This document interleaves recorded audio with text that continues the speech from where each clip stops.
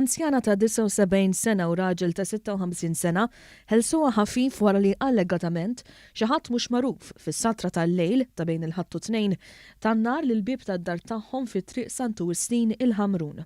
Kienu għal-ħabta ta' sija nofs ta' dalgħodu li l-pulizija intalbet tmur fuq il-post waqt li n-nirien kienu laħqu tferxu mal-faċċata. Fuq il-post marru wkoll il-vetturi tat-tifi tan-nar tal-Protezzjoni Ċivili li kontrollaw u tfew in-nirien.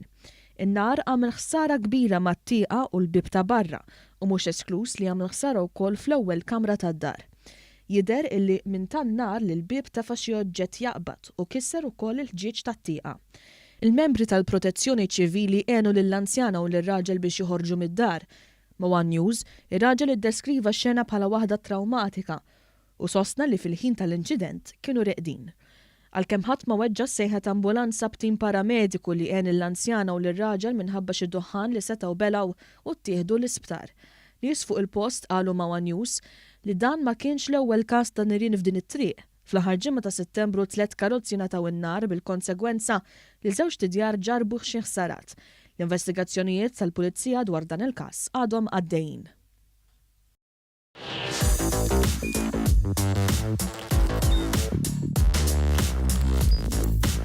Idħol fuq one.com.mt u hemmhekk tista' tara l-programmi kollha li jxandru fuq One permezz ta' One Play.